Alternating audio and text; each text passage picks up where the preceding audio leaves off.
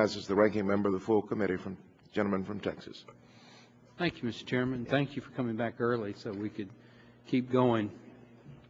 I want to ask Ms. Dugan, my understanding, and I don't know that this is a fact, that's why I'm asking it, that Great Britain primarily made a decision to meet its targets under Kyoto by really eliminating domestically produced coal or reducing the amount of coal and going to North Sea gas and maybe even LNG from Norway. Is that true or not true?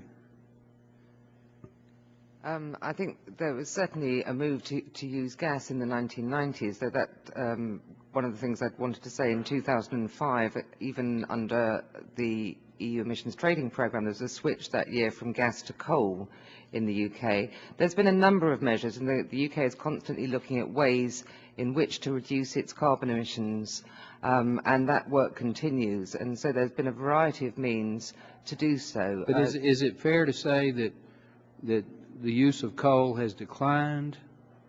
I cannot categorically answer that. I will get back to you and put something in the test. Fine. I just asked because you're from Great Britain.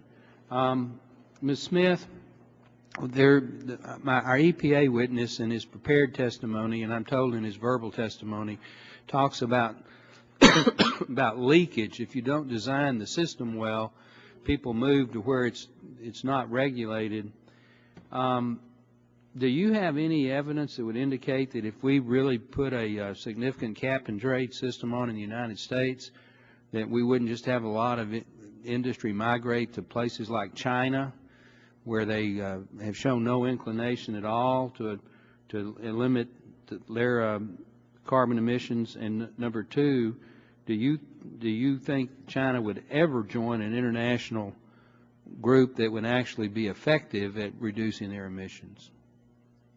Regarding leakage, we can't say we have hard evidence because we haven't tried the experiment, but there's been a lot of modeling exercises that we've done and others in our modeling community have done, which do indicate that there's a great potential for leakage. It's not a 100% leakage, meaning every ton reduced in a capped country does not reappear as an extra ton in another country that's uncapped.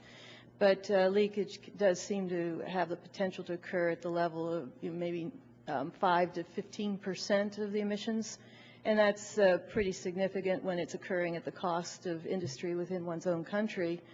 We also see that even in state programs where a unilateral state might impose a cap unilaterally on itself without doing the states surrounding it doing that within the U.S., and we see that kind of leakage number occurring across state borders.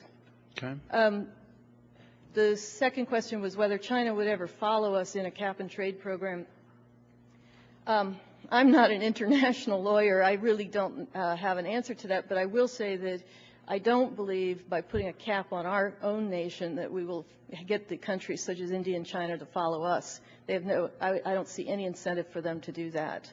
Okay. So I do think you need to coordinate the policies before applying the caps. Okay. Mr. McLean, I'm told that you're the director at the EPA of the office that's actually implemented the SO2 cap and trade.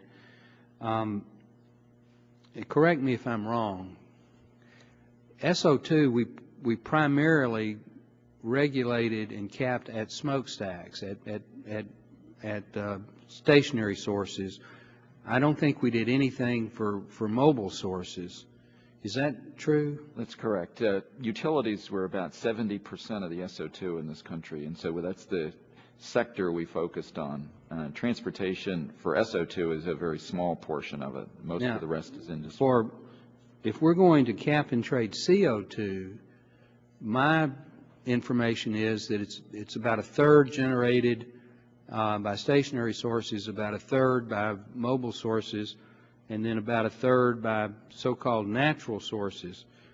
How do you cap and trade mobile sources and natural sources?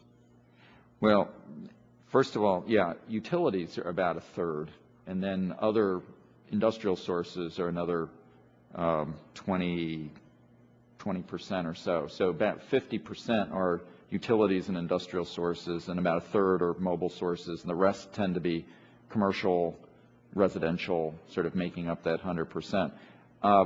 We have not used this technique to deal with the mobile source sector.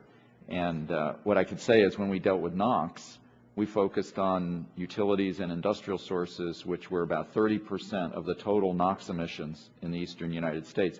And that was the focus of the cap and trade. So 70% wasn't even covered under cap and trade. We used other tools to... My time has expired, but Mr. Chairman, if we're going to seriously review cap and trade, I would stipulate that the entire totality of the emissions has to be capped and trade, and I don't. That's something that we need to pursue. Anyway, thank you for your time, and thank the witnesses for being here. Thank you very much, Mr. Barton.